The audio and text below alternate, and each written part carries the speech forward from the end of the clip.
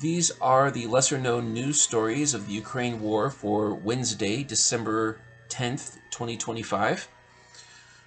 First story is a man known as Dr. Evil is wanted for torturing Ukrainian POWs. And the Security Service of Ukraine announced that it has continued to collect evidence against a prison medic named Ilya Sorokin, who is often referred to as Dr. Evil or Dr. Shocker, for his cruel treatment of Ukrainian prisoners of war. While working at the Correctional Colony Number 10 in Mordovia, which is roughly 375 miles southeast of Moscow, he allegedly conducted the mass torture of Ukrainian POWs. He reportedly used a stun gun disguised as a medical device to perform fake examinations on inmates, which caused some of the prisoners to lose consciousness and become paralyzed temporarily. He also allegedly deprived wounded prisoners of painkillers and bandages.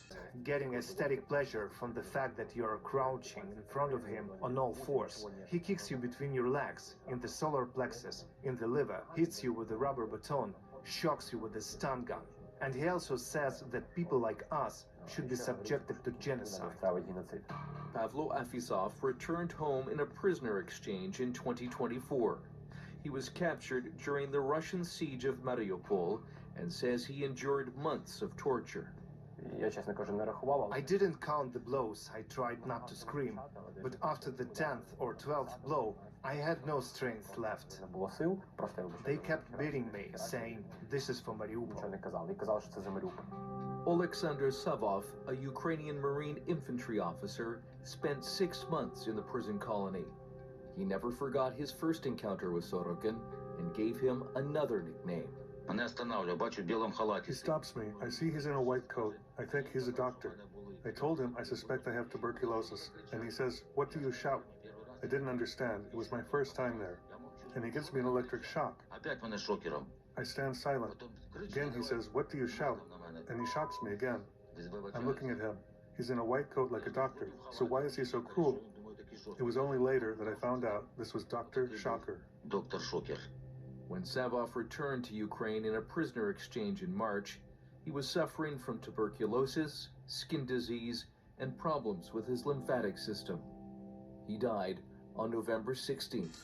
According to the New Voice of Ukraine, he's already been charged in absentia by Ukrainian prosecutors, but still remains at large. Radio Free Europe also reports that the European Union sanctioned Sorokin back in October for his cruel treatment of prisoners. And then the next story is the Ukrainian border guards have received a DITA self-propelled gun from Czechia. ArmyInform explains that Ukrainian border guards received this DITA-wheeled self-propelled artillery system from their Czech partners to help Ukraine maintain its border defense against the Russian invaders. This is the second artillery system of this type to be delivered to the border guards. The artillery system has already proven to be effective in shooting targets accurately with its 155mm ammunition, which meets NATO standards and can hit targets that are as far as 39 kilometers, or roughly 25 miles, away. Only 2 servicemen are needed to operate the system, and many of the system's other functions have been automated with modern technology. Then moving on, 2 Russian soldiers are wanted for torturing a Lithuanian volunteer and other prisoners of war. And this is another story from the ArmyInform website, and this further shows the cruelty that many Russian aggressors are inflicting on prisoners of war. According to the article, a Russian officer and his subordinate are wanted by Ukrainian authorities for allegedly torturing a Lithuanian volunteer along with other prisoners of war at the beginning of Russia's full-scale invasion in 2022. One of the suspects has been identified as Rabadam Abdulganayev, who serves as a senior military police inspector of Russia's 177th Separate Marine Regiment of the Caspian Flotilla. The Russians are said to have kept the prisoners in torture chambers where the POWs were locked in cramped metal boxes. And while in the torture chamber, the prisoners were often hung by their hands, doused with cold water, electrocuted, and strangled until they lost consciousness. So next we have Russians use false classification of unauthorized abandonment to undercount casualties, which is also known as AWOL, absent without leave.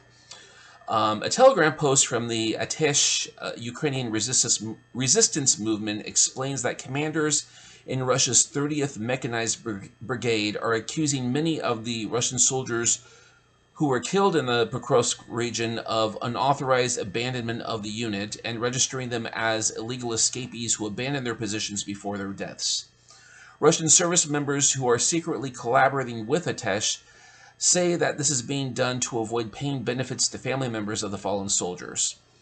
Russian commanders are reserving this classification mostly for soldiers who either disappeared during chaotic assaults in the Pokrovsk region or were simply zeroed out by the barrier detachments. According to the secret agents inside the unit, there has been a rapid decline of morale among fellow soldiers, with many of the soldiers becoming more fearful and aggressive because of this latest tactic that the commanders are using to classify them as basically as illegal escapees. So moving on, our final story today. This comes from the OBOZ.ua website, and this explains that a man was attacked by a Russian drone while walking home from his brother's funeral. And he was attacked by a Russian first-person view, or FPV, drone while walking home from his brother's funeral in the city of Kostiantynivka in Ukraine. Ironically, his brother was killed by another Russian drone. This one was an unmanned aerial vehicle, which is also known as a UAV drone. Given the fact that an FPV drone is controlled by an operator through a live stream video, it's clear that the man was intentionally targeted even though he's a civilian. When he heard the drone approaching him, he made the quick decision to try to move out of the way before it crashed and exploded, which likely saved his life and prevented even more serious injuries. Ukrainian soldiers in the area heard the man cry for help and rushed to his aid, and I'll play you a video of when the Ukrainian soldiers found the man.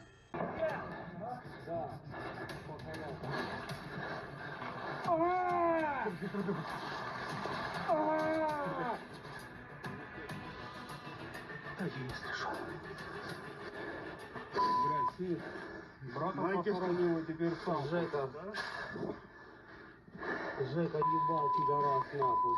Я видел, что ебал. Второй сук где-то упал, блядь. Если б не прыгнул, пизда мне была. Я смотрю, он сзади заходит, гандон, ебать. Надо было бросать тачку-то, блядь, убежать. Я ее бросил и побежал, блядь. Брата только что закопал, нахуй, блядь, сам говорю. Надо їх зараз зафіксувати. Давай. Давай ми зараз їх плюс-мінус зафіксуємо. Місцевий, да? Да. Охуєли, блядь, по цивільним пиздують, а?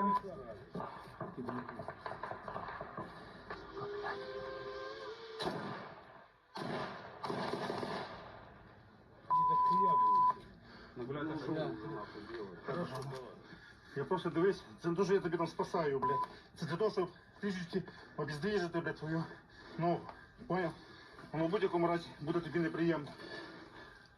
Зрозумів? Я понял, братик, я понял. Тут дуже осколки. Тут нормально все, да, там?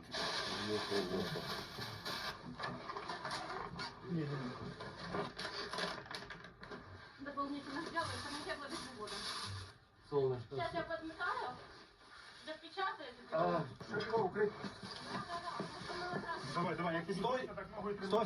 Стоп, тишина. Не, все, можно. Мешай, братья.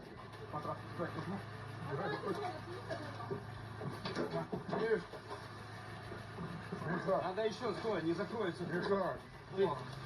Закрывай.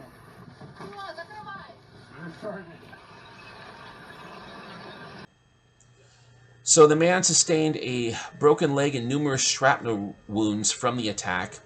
He was transported to a local hospital and listed in stable condition, but long-term treatment will be needed as he recovers. So anyway, that is it for today's lesser known news stories. If you like this content, please be sure to like and subscribe, and I will see you all in a future video. Thanks. Bye.